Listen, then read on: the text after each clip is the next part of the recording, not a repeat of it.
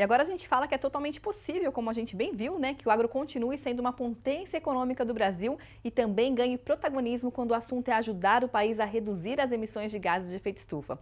E essa realidade foi comprovada recentemente por um estudo da consultoria BCG. O relatório mostra que a agricultura e pecuária podem diminuir a liberação de gases de efeito estufa em até 1,83 bilhão de toneladas até 2030. Quem fala com a gente agora sobre esse assunto é Lucas Mônio, que é sócio do BCG. Seja muito bem-vindo, Lucas. Obrigado, Ian. Obrigada a você pela participação aqui com a gente. Eu queria que você falasse um pouquinho, né, sobre como que foi possível, como será possível alcançar, né, esse valor aí que vocês têm a expectativa e quais são aí, né, como que vocês chegaram nesse número. Vamos lá, eu acho que duas perguntas aqui. Eu acho que primeiro de como a gente chega no número, tá? E acho que a resposta é simples. A gente dá dois passos bem diretos aqui. O primeiro de apurar qual que é o potencial de captura de carbono ou de mitigação de carbono para cada uma das alavancas que o estudo descreve, e aí a gente tem alavancas diretamente ligadas aqui à operação agrícola, a algumas velhas conhecidas do produtor brasileiro, como plantio direto e LPF, por exemplo, alavancas ligadas à natureza, à recuperação de novas áreas, diminuição da pressão por novas áreas, e alavancas ligadas a adjacências, como, por exemplo, bioenergia, tá? E a gente quantificando o potencial para cada uma delas por unidade de área, a gente consegue daí, então, dar um segundo passo, que é pensar como a gente projeta a expansão no tempo, né? De hoje até 2030.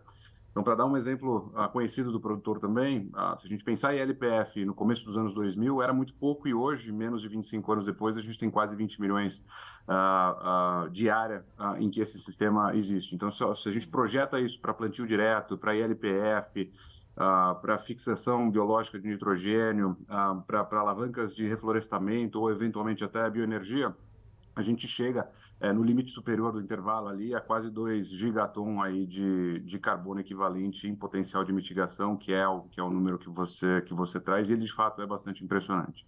Uhum. E é, Agora, pode falar, pode continuar. não, não, e eu acho que você perguntou de como a gente captura isso, né? Como é que a Isso. gente, como a gente garante que materializa esse potencial. Eu acho que tem uma série de coisas que precisam acontecer para a gente conseguir capturar esse potencial. Acho que a primeira delas, talvez, para citar algumas que são determinantes, acesso a crédito, né?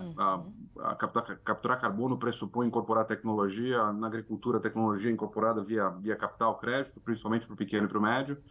A tecnologia desenvolvida em diferentes etapas do processo para a gente monitorar a captura do carbono, a integralização do carbono no solo, certificar carbono com velocidade, criar mecanismos de liquidez como plataformas para garantir que o carbono que o produtor produz se conecta com a demanda de quem precisa desse crédito na ponta.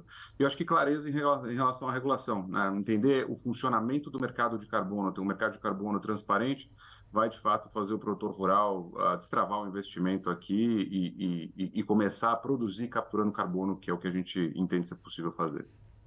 Perfeito, e é bacana que você destacou aí, né, coisas que realmente já fazem parte do dia a dia de grande parte dos produtores do país, né, não são tantas novidades assim, né, são coisas que a gente já está acostumado aí a fazer. E eu queria te perguntar sobre essa questão dos créditos que você citou, vocês têm aí uma estimativa de qual o volume de recursos que seriam necessários para viabilizar essa redução tão significativa nas emissões? Os investimentos, eles são grandes, tá? A gente está falando aqui de 10 a 20 bilhões de dólares inconsistentemente em investimentos todos os anos daqui até 2030, falando de agricultura, tá? Mas o valor que ele destrava potencialmente em carbono, ele pode chegar a 150 bilhões de dólares. Então, assim, é um investimento importante, maciço, que a gente tem que fazer com constância, essencialmente dirigido à tecnologia, mas que, por outro lado, destrava em carbono para o produtor um valor importante também no futuro, né? Se as coisas andarem por esse caminho, né, com aqueles 2 gigatons ou 1,83 gigaton ou bilhões de toneladas de carbono, o Brasil pode se tornar, no mercado voluntário de carbono, dono de quase metade desse mercado globalmente falando. Então, a relevância é muito grande, apesar do investimento ser muito grande, o prêmio é muito grande também. Com certeza, é uma oportunidade que a gente não pode deixar de aproveitar, né, Lucas? E uma outra coisa que eu queria te perguntar também é que para esses investimentos serem liberados, principalmente aí por parte dos bancos, do mercado de capitais, uma coisa também é bastante importante, né, que é a gente avançar na questão da rastreabilidade. Eu queria que você falasse um pouquinho sobre isso também. A rastreabilidade é o que a gente chama de habilitador ou viabilizador. Sem ela, a gente não consegue materializar esse potencial. A gente de fato precisa, para a agricultura brasileira, desassociar a agricultura do desmatamento e toda a emissão que é associada ao desmatamento, assim, 2/3 da emissão que é direta ou indiretamente implicada ao agro brasileiro, ela está ligada ao desmatamento, então a gente vai fazer a desassociação do agro e do desmatamento, e por outro lado, associar o agro brasileiro a boas práticas ou práticas sustentáveis de agricultura, né? Práticas que a gente já conhece faz muito tempo e faz muito tempo, tá? Eu vou mencionar de novo aqui o plantio direto, a fixação do nitrogênio, ILPF, aumento das áreas de irrigação, recuperação de pastagem degradada, coisas que fazem parte do dia a dia do produtor rural aqui. E que a gente já faz muito bem. Então, o nosso trabalho e a função da rastreabilidade aqui é essencial para desvincular a imagem de coisas que a gente não faz e que às vezes erroneamente são associadas ao agro fora, e de coisas que a gente faz e não necessariamente são valorizadas.